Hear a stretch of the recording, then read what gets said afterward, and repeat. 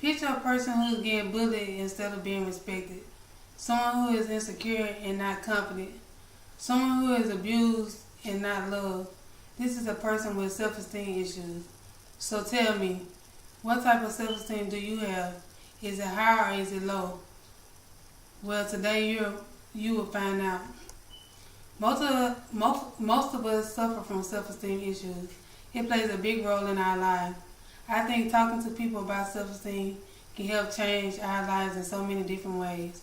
Whether it's a small or huge impact in our lives, it makes us who we are today. My purpose of my speech is to inform my audience on the highs and lows of self-esteem. Many people might do not know the meaning of self-esteem, the highs and lows of self-esteem, and how to build self-esteem, but we are going to learn about it today. First, let's define the word self-esteem. According to Merriam-Webster.com, self-esteem is a feeling of having respect for yourself and your abilities. With that being said, a person must have some type of respect for his or herself. The way they feel about themselves, mentally or physically, is all a part of their self-esteem. Sure, at times I can say I might have self-esteem issues, but who doesn't? So now that you know the meaning of self-esteem, let's learn a little more about it. Next, I'm going to talk to you about the highs and lows of self-esteem. Having a high self-esteem meaning you have a lot of confidence about yourself, which is not bad at all. But at times, having a little too much confidence can cause a problem too. For example, some people that are cocky and arrogant around people can be very annoying, and most people do not like that. With low self-esteem, you should consider a person who thinks very low of themselves. For example, somebody that thinks they are ugly or cannot do what the next can do. When it comes to a person's self-esteem, they should not have to think bad about themselves or think they are better than others. They should know that they can do anything they set their minds to. So what is the best self-esteem? High or low?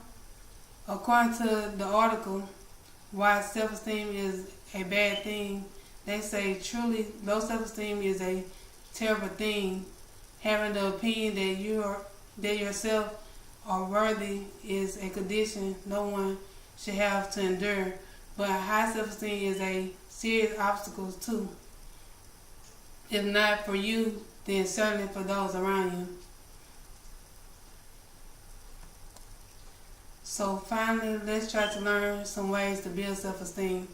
Here are 6 tips from Site Central that could help improve your self-esteem. 1. Take a self-esteem inventory. 2. Set realistic expectations.